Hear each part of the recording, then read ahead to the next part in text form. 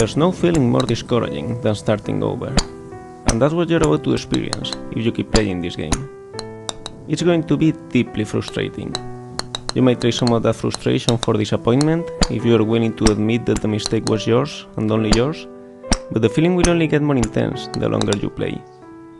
You're going to want to quit playing, and every time you don't, every time you find the strength to keep going, you will only be setting yourself up for a bigger fall. And if you manage to get to the top, will that make you feel good? Will you feel that it's all being worth it? I think you will.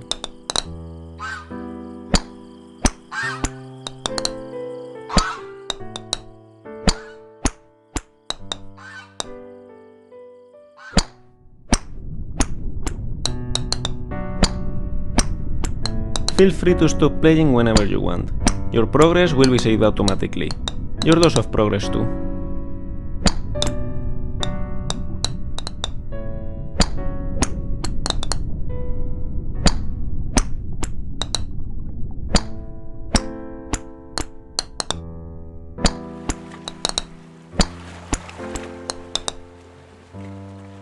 This game is a different take on a game that came out in 2017 titled Getting Over It with Bennett Foddy.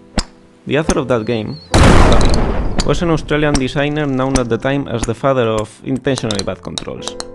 Weird, unresponsive, and hard to understand, intentionally bad controls are bad in the sense that they are suboptimal for the task at hand, making a challenging and infuriating experience of what otherwise could well be a walk in the park. And yet, they often make for amusing games. In Getting Over It, your task is simply to climb up a mountain, good dragging yourself with a hammer while sitting inside a cauldron. No amount of forward progress is guaranteed, some cliffs are too sheer or too slippery, and the player is in constant danger of falling and losing everything.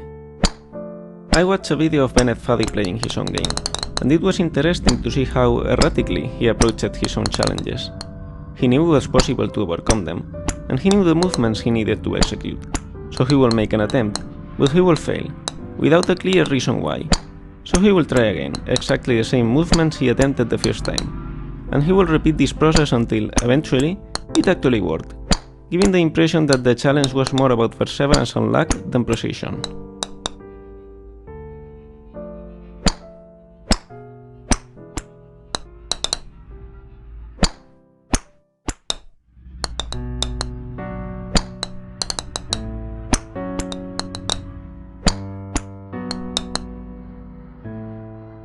In Getting Over It, Bennett Foddy claims that frustration is essential to the act of climbing, but I disagree.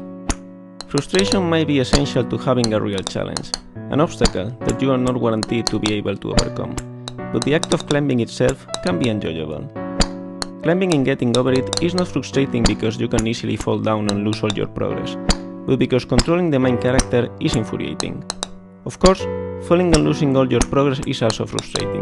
But the worst part is not that you have to climb it all over again, it's that you have to fight with the controls while doing so.